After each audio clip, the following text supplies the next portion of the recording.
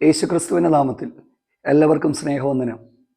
ക്രിസ്തീയ സഭയുടെ ചരിത്രത്തിൽ സഭ നൂറ്റാണ്ടുകളായി നേരിടേണ്ടി വന്ന പ്രതിസന്ധികൾ ഒട്ടനവധിയാണ്. സഭയ്ക്കകത്തു നിന്നും പുറത്തു നിന്നും പ്രതിസന്ധികൾ ഉയർന്നപ്പോൾ അതിനെയൊക്കെ സഭ വിജയകരമായി നേരിട്ടു. പുറത്തുനിന്ന് സഭ നേരിട്ട ഏറ്റവും വലിയ പ്രതിസന്ധി ക്രൈസ്തവ പീഡനമാണ്. ലോകത്തിൻ്റെ വിവിധ രാജ്യങ്ങളിൽ ദൈവസഭ പീഡിപ്പിക്കുന്ന കഠിനമായ പീഡനങ്ങളിലൂടെയും പരിശോധനകളിലൂടെയും ഒക്കെ കടന്നുപോയപ്പോൾ പ്രാർത്ഥനയിലൂടെയും ദൈവാശ്രയത്തിലൂടെയും ജയിച്ച് മുൻപോട്ട് പോകുവാൻ കർത്താവ് കൃപ കൊടുത്തു. അതൊന്നും സഭയെ തളർത്തിയിട്ടില്ല. എവിടെ സഭ പീഡിപ്പിക്കപ്പെട്ടിട്ടുണ്ടോ അവിടെ എല്ലാം സഭ വളർന്നിട്ടുണ്ട്. എന്നാൽ സഭാ വളർച്ചയിൽ ഏറ്റവും അധികം സഭയെ പിടിച്ചു കുലുക്കിയത്, അതിൻ്റെ വളർച്ചയ്ക്ക് കുറച്ചെങ്കിലും തടസ്സമുണ്ടാക്കുവാനായിട്ട് കഴിഞ്ഞത് അകത്തുനിന്ന് ഉയർന്നു വന്ന പ്രതിസന്ധിയാണ്. അത് ഏറ്റവും കൂടുതൽ എന്താണെന്ന് ചോദിച്ചാൽ ദുരുപദേഷ്ടാക്കന്മാരുടെ എഴുന്നേറ്റവും അങ്ങനെയുള്ളവരുടെ ദുരുപദേശവുമാണ്. ഇത്തരത്തിലുള്ള പഠിപ്പിക്കലുകളാണ് ദൈവസഭയെ തളർത്തിയിട്ടുള്ളത്. അതുകൊണ്ട് തന്നെ വിശുദ്ധ തിരുവെഴുത്തിനെ വ്യക്തവും ശക്തവും പരിശുദ്ധാത്മാവിൻ്റെ സഹായത്തോടും കൂടി കൃത്യമായ ഒരു വ്യാഖ്യാനമില്ല എന്നുണ്ടെങ്കിൽ ഞാനും നിങ്ങളുമൊക്കെ തെറ്റിലകപ്പെട്ടു തെറ്റിപ്പോകുവാനുള്ള സാധ്യതകളുണ്ട്. അത് മനസ്സിലാക്കിയിട്ടാണ് ഇന്നത്തെ സന്ദേശത്തിന് തിരുവചന ദുർവ്യാഖ്യാനം എന്ന മഹാവിപത്ത് എന്നുള്ള പേരിട്ടിരിക്കുന്നത്. സത്യത്തിൽ ഇതൊരു വലിയ മഹാവിപത്ത് തന്നെയാണ്. വിശുദ്ധ വേദപുസ്തകത്തിൻ്റെ ചരിത്രങ്ങളിൽ ഇങ്ങനെയുള്ള കാര്യങ്ങളുടെ കുറിച്ച് എന്താണ് രേഖപ്പെടുത്തിയിട്ടുള്ളതെന്നും ഇതിനെ നമുക്ക് എങ്ങനെ ഒരു പരിധി വരെ തടയാം എന്നുള്ളതും നിർബന്ധമായി നാം അറിഞ്ഞിരിക്കേണ്ടുന്ന സന്ദേശമാണ്. കാരണം നമ്മുടെ ജീവിതത്തിൻ്റെ ആത്മീക വളർച്ചയിൽ സത്യസന്ധമായി ദൈവവചനം പഠിച്ച് അതിനെ വ്യാഖ്യാനിച്ച് കൃത്യമായ നിലയിൽ നാം വ്യാഖ്യാനിച്ച് മുന്നോട്ട് പോയില്ലെങ്കിൽ വലിയ ചതിക്കുഴികളിൽ നാം പെട്ടുപോകുവാൻ സാധ്യതയുണ്ട്. അതുകൊണ്ട് നമുക്ക് ഈ കാര്യത്തെക്കുറിച്ച് അല്പനിമിഷങ്ങൾ നമുക്ക് ചിന്തിക്കാം. പഴയ നിയമകാലം മുതൽ തന്നെ ദൈവം വളരെ കർശനമായി തൻ്റെ ജനത്തിന് നൽകിയിരുന്ന നിർദ്ദേശങ്ങളിൽ ഒന്നാണ് അവൻ്റെ ന്യായപ്രമാണത്തോട് നീ കൂട്ടുവോ കുറയ്ക്കുവോ ചെയ്യരുത്. അവൻ വിസ്തരിച്ചിട്ട് നീ കുറ്റക്കാരനാകുവാൻ ഇടയാകരുത്. അപ്പോൾ ദൈവത്തിൻ്റെ വചനത്തോട് കൂട്ടാനോ കുറയ്ക്കാനോ ഇഷ്ടമുള്ള രീതിയിൽ വ്യാഖ്യാനം ചെയ്യാനോ ആർക്കും ദൈവം അനുവാദം തന്നിട്ടില്ല. ദുഃഖകരമെന്ന് പറയട്ടെ, ഇന്ന് നാം കേൾക്കുന്ന സമൂഹ മാധ്യമങ്ങളിലൊക്കെ അടക്കം നിറഞ്ഞു നിൽക്കുന്ന എല്ലാ സന്ദേശങ്ങളിലും എന്ന് പറയുന്നില്ല, പക്ഷേ ഒരുപാട് സന്ദേശങ്ങൾ, പ്രസംഗകർ വചനവിരുദ്ധമായ ഉപദേശങ്ങളും വേദപുസ്തകത്തിൻ്റെ അടിസ്ഥാന തത്വങ്ങളിൽ മാറിയിട്ടുള്ള വേദോപദേശങ്ങളും സ്ഥാപിക്കുവാനായിട്ട് ശ്രമിക്കുമ്പോൾ സത്യസന്ധമായി വചനത്തെ സമീപിക്കുന്നവരുടെ ഉള്ളിൽ വേദനയുണ്ടാകും. നമുക്ക് കുറച്ചു പേർക്കെങ്കിലും വചനത്തെ ശരിയായ നിലയിൽ സമീപിക്കാം. അല്ലാത്തതൊന്നും നിലനിൽക്കത്തില്ല എന്നുള്ളതാണ് സത്യം. അതുകൊണ്ട് ഈ വിഷയത്തെക്കുറിച്ച് നമുക്ക് അല്പം ഗഹനമായി ചിന്തിക്കാം. എങ്ങനെയാണ് വേദപുസ്തകത്തെ സത്യത്തിൽ വ്യാഖ്യാനിക്കേണ്ടുന്നത്? പ്രവാചകനായ യെശയ്യാവിൻ്റെ പുസ്തകത്തിൽ 34 അധ്യായത്തിൻ്റെ 16 വാക്യത്തിൽ ഇങ്ങനെയാണ് എഴുതിയിരിക്കുന്നത്: യഹോവയുടെ പുസ്തകത്തിൽ അന്വേഷിച്ചു നോക്കുവിൻ, അവയിലൊന്നും കാണാതിരിക്കുകയില്ല, ഒന്നിനും ഇണയില്ലാതിരിക്കുകയില്ല. അവൻ്റെ വായല്ലോ കൽപ്പിച്ചത്, അവൻ്റെ ആത്മാവത്രവേ കൂട്ടിവരുത്തിയത്. 40 ഗ്രന്ഥകാരന്മാരാൽ ഏകദേശം 1600 വർഷങ്ങൾക്കുള്ളിൽ എഴുതി പൂർത്തീകരിക്കപ്പെട്ട വിശുദ്ധ വേദപുസ്തകത്തെ ദൈവനിശ്വാസ്യമായ പുസ്തകമെന്നാണ് അറിയപ്പെടുന്നത്. Inspired word of God. എന്താണ് കാരണം? വിശുദ്ധ വേദപുസ്തകത്തിന് മറ്റൊരു പുസ്തകങ്ങൾക്കും ഇല്ലാത്തൊരു പ്രാധാന്യമുണ്ട്. അതിന് ജീവനുണ്ട്. ദൈവത്തിൻ്റെ ശ്വാസം അതിനുണ്ട്. വളരെ ആഗ്രഹത്തോടെ ആകാംക്ഷയോടെ നാം വായിക്കുന്ന പുസ്തകങ്ങൾ വായിച്ചു കഴിയുമ്പോൾ അത് നമ്മൾ എടുത്ത് എറിയാറുണ്ട്. ഇന്നത്തെ പത്രങ്ങൾ നാളെ ഒരുപക്ഷെ ഉഴുന്നുവടയും പരിപ്പുവടയും ഒക്കെ പൊതിഞ്ഞു കെട്ടുവാനായിട്ടുള്ള സാധനങ്ങളായിട്ട് മാറ്റപ്പെടുകയാണ്. പക്ഷേ തിരുവെഴുത്ത് എല്ലാ കാലത്തും മനുഷ്യനോട് സംസാരിക്കുന്നതാണ്, മനുഷ്യൻ്റെ ജീവിതത്തിൽ ഇടപെടുന്നതാണ്. ഇതാണ് വിശുദ്ധ വേദപുസ്തകത്തിൻ്റെ ഏറ്റവും വലിയ പ്രത്യേകത എന്ന് പറയുന്നത്. അപ്പോൾ അതുകൊണ്ട് തന്നെയാണ് ഇതിനെ ദൈവനിശ്വാസ്യമായ പുസ്തകം എന്ന് പറയുന്നത്. അതിൻ്റെ കാരണം എന്താണെന്ന് ചോദിച്ചാൽ, ദൈവത്തിൻ്റെ വായാണ് ഇത് കൽപ്പിച്ചത്, ദൈവത്തിൻ്റെ ആത്മാവാണ് കൂട്ടിവരുത്തിയത്. അങ്ങനെയുള്ള വിശുദ്ധ തിരുവെഴുത്തിനെ വ്യാഖ്യാനിക്കേണ്ടുന്ന രീതികൾ എന്തൊക്കെയാണ്? അതാണ് നമ്മൾ വേഗത്തിൽ ചിന്തിക്കുവാനായിട്ട് പോകുന്നത്. പഴയ പുതിയ നിയമ കാലഘട്ടങ്ങളിൽ എല്ലാം തന്നെ ഇത്തരത്തിലുള്ള വ്യത്യസ്തമായ ഉപദേശങ്ങളെ ദൈവത്തിൻ്റെ പരിശുദ്ധാത്മാവ് ഏറ്റവും വെറുത്തിരുന്നു. ദൈവം അതിനോട് എതിർത്തിരുന്നു എന്നുള്ളതിന്റെ തെളിവ് നമുക്ക് കാണുവാനായിട്ട് കഴിയും. പ്രത്യേകിച്ച് അപ്പോസ്തോലന്മാരടക്കമുള്ളവർ ഇങ്ങനെയുള്ള പഠിപ്പീരുകളെ കുറിച്ചുള്ള കർശനമായ താക്കീതുകൾ അവർ നൽകി കൊടുത്തിരുന്നു എന്ന് നമുക്ക് മനസ്സിലാക്കുവാനായിട്ട് കഴിയും. അപ്പോസ്തലനായ പൗലോസ് മിലത്തോസിൽ വെച്ച് എഫസോസിലെ മൂപ്പന്മാരെയെല്ലാം അരികിൽ വിളിച്ചിട്ട് പറയുന്ന കുറച്ച് കാര്യങ്ങളുണ്ട്. ഞങ്ങൾ പ്രസ്താവിച്ചതിനെതിരെ വിപരീതോപദേശം പ്രസ്താവിക്കുന്ന ചിലർ നിങ്ങളുടെ ഇടയിൽ നിന്ന് എഴുന്നേൽക്കും. ചില ചെന്നായ്ക്കൾ, ആടുകളുടെ രക്തം കുടിക്കുന്ന ചില ചെന്നായ്ക്കൾ നിങ്ങളുടെ ഇടയിൽ പ്രവേശിക്കും. ശ്രദ്ധിക്കുക, വിപരീത ഉപദേശവും ദുരുപദേശവും ഒന്നും മറ്റെങ്ങൊന്നും വരുന്നതല്ല, നമ്മുടെ ഇടയിൽ നിന്ന് തന്നെ ഉള്ളതാണ്. അങ്ങനെയുള്ള ഉപദേശത്തെ നമുക്ക് എങ്ങനെ തിരിച്ചറിയുവാനായിട്ട് കഴിയും? അതാണ് നമ്മൾ ചിന്തിക്കുന്നത്. വേദപുസ്തകം ഇതിനെക്കുറിച്ച് എന്താണ് പറയുന്നത്? വേഗത്തിൽ നമുക്ക് നോക്കാം. പിന്നീടുള്ള എഴുത്തുകളെല്ലാം നമ്മൾ നോക്കുക. ഗലാത്യ ലേഖനത്തിന്റെ 1-ാമത്തെ അധ്യായത്തിൽ പൗലോസ് പറയുകയാണ്, ഞങ്ങൾ അറിയിച്ച സുവിശേഷത്തിനെതിരെ മറ്റാരെങ്കിലും വന്നറിയിച്ചാൽ, സ്വർഗത്തിലെ ദൂതൻ വന്നറിയിച്ചാൽ അവൻ ശപിക്കപ്പെട്ടവനാണ്. 1-ാം അധ്യായത്തിന്റെ 5 മുതൽ താഴോട്ടുള്ള ഭാഗങ്ങളിലൊക്കെ രേഖപ്പെടുത്തിയിരിക്കുന്നത് മറ്റൊരു സുവിശേഷം, വേറൊരു സുവിശേഷം, വിപരീത സുവിശേഷം. കൊരിന്ത്യ ലേഖനത്തിൽ എഴുതിയിരിക്കുകയാണ്, ഞങ്ങൾ പ്രസംഗിക്കാത്ത യേശു. അപ്പം ഇതൊന്നും വെറുതെ പറയുന്ന കാര്യങ്ങളല്ല. കാരണം 1-ാം നൂറ്റാണ്ടിൽ സഭ ആദ്യം ഏറ്റവും അധികം പ്രയാസപ്പെട്ടത് യഹൂദ മത ഉപദേശങ്ങളുമായി ചേർന്ന് പോകാനാണ്.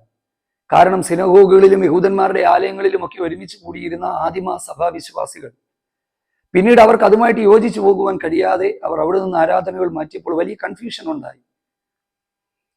ഈ പരിച്ഛേദനയടക്കമുള്ള ഉപദേശങ്ങൾ പുതിയ നിയമസഭയ്ക്ക് ആവശ്യമാണോ എന്നുള്ള വലിയ തർക്കങ്ങളും വാദങ്ങളും ഉണ്ടായപ്പോഴാണ് യെരുശലേം കൗൺസിൽ പോലെയുള്ള കൗൺസിലുകൾ കൂടി വ്യക്തമായ മാർഗനിർദ്ദേശങ്ങൾ സഭയിലേക്ക് വെച്ച് പരിച്ഛേദന ഏൽക്കുകയോ ഏൽക്കാതിരിക്കുകയോ ഒന്നുമല്ല വിഷയം, ഒരുവൻ ക്രിസ്തുവിലായാൽ അവൻ പുതിയ സൃഷ്ടിയാണെന്നുള്ള പഠിപ്പീരുകളിലേക്ക് വന്ന് സഭ ശാന്തമായിട്ട് മുൻപോട്ട് പോകുമ്പോഴാണ് അതിനേക്കാൾ വലിയ വിപരീതോപദേശങ്ങൾ സഭയ്ക്കുള്ളിൽ നിന്ന് എഴുന്നേൽക്കുവാനായിട്ട് തുടങ്ങി.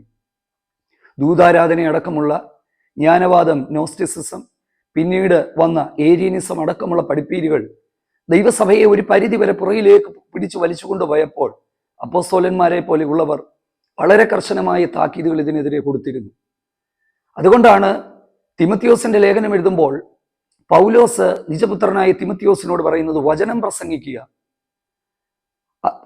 ഈ എന്താ പറയുന്നത്, കേൾവിക്കാർ ഇഷ്ടപ്പെടുന്ന കെട്ടുകഥകളും അതുപോലെ തന്നെ അമ്മൂമ്മ കഥകളുമൊക്കെ കേൾക്കുവാൻ ഇഷ്ടപ്പെടുന്ന കാലം വരുന്നു എന്നാണ് പൗലോസ് പറഞ്ഞത്.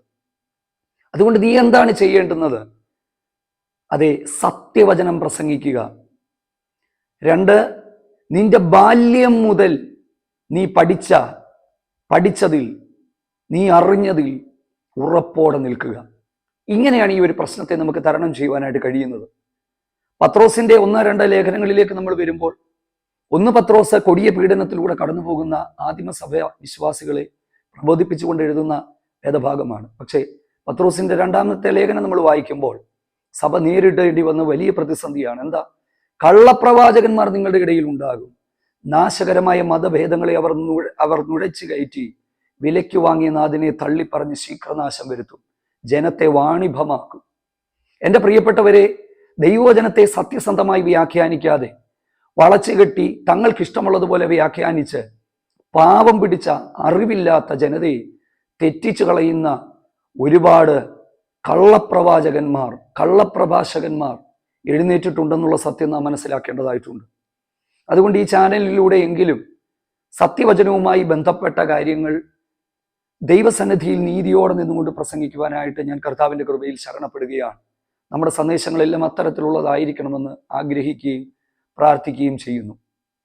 എങ്ങനെ ഈ പ്രശ്നത്തെ നമുക്ക് പരിഹരിക്കുവാനായിട്ട് കഴിയും എന്നുള്ളതാണ്. എങ്ങനെ ഇതിനെ തിരിച്ചറിയുവാനായിട്ട് കഴിയും?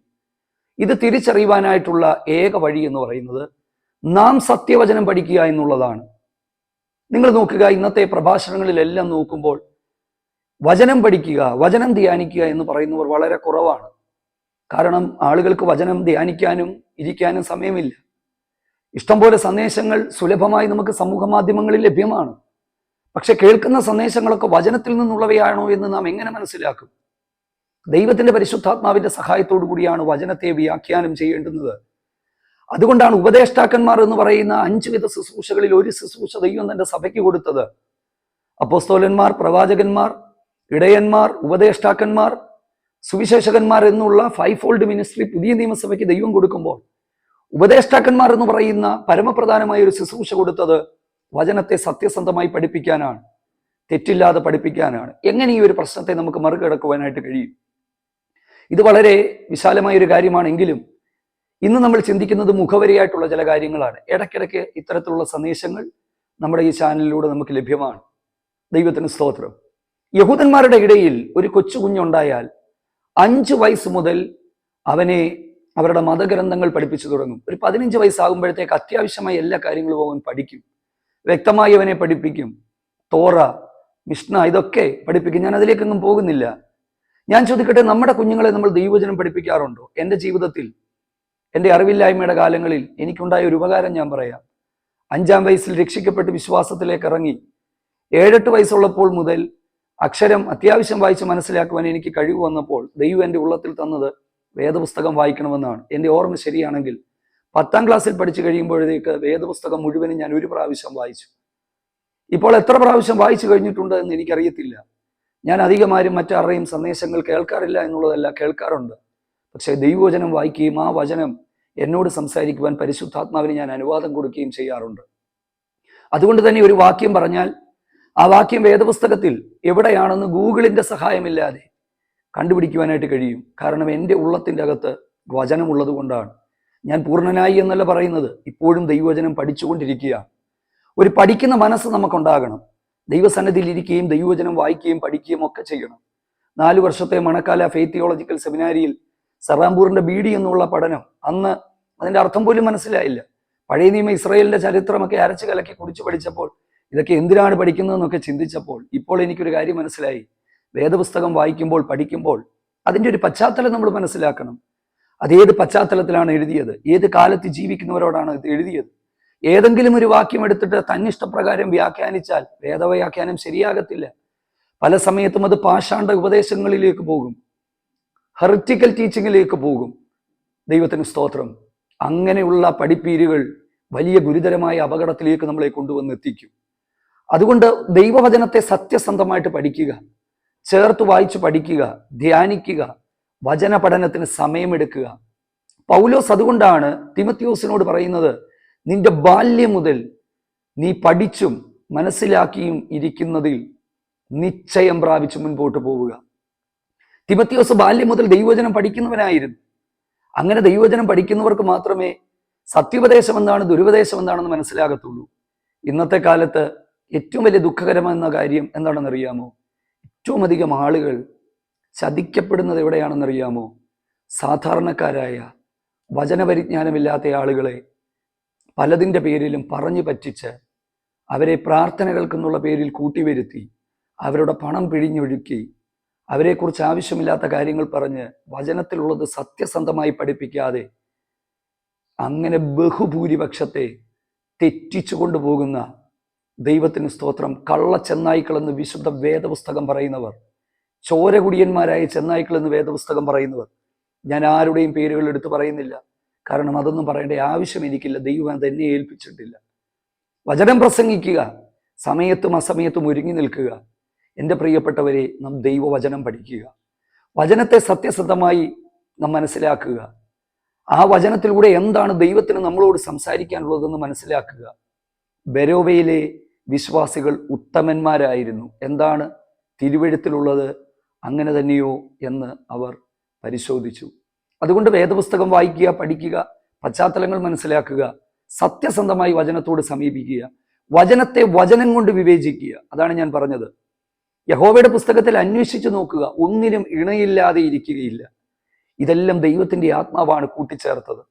പരിശുദ്ധാത്മാവിൻ്റെ സഹായത്തോടെ, ദൈവാശ്രയത്തോടെ സത്യസന്ധമായി വചനം പഠിച്ചാൽ ഈ വചനം നമ്മളോട് സംസാരിക്കും, ജീവിതത്തെ രൂപാന്തരത്തിലേക്ക് കൊണ്ടുപോകും. നമ്മളെ മാത്രമല്ല, നമ്മുടെ പിൻതലമുറകളെയും സത്യവചനം പഠിപ്പിക്കുക. പ്രാർത്ഥനയിലും വിശുദ്ധ ജീവിതം എന്താണ്, സത്യവചനം എന്താണ്, ദൈവം ആഗ്രഹിക്കുന്നത് എന്താണ്, എന്താണ് വാസ്തവത്തിലുള്ള ഉണർവ്, എന്താണ് സത്യത്തിൽ പ്രസംഗിക്കപ്പെടേണ്ടുന്നത്, ഇതെല്ലാം നാം മനസ്സിലാക്കുക, പഠിക്കുക. ദൈവത്തെ ആരാധിക്കുന്നതിൻ്റെ വ്യവസ്ഥകൾ മനസ്സിലാക്കുക. നാം ഒരിക്കലും നശിച്ചു പോവുകയില്ല, നാം ഒരിക്കലും തകർന്നു പോവുകയില്ല. ദൈവം നമ്മെ അനുഗ്രഹിക്കുന്ന ദൈവമാണ്, ദൈവം നമ്മെ ഉയർത്തുന്ന ദൈവമാണ്. കർത്താവ് നമ്മളെ സഹായിക്കട്ടെ. വീണ്ടും ഒരു സന്ദേശവുമായിട്ട് നമുക്ക് കർത്താവ് അനുവദിക്കുന്നെങ്കിൽ കാണാം. God bless you.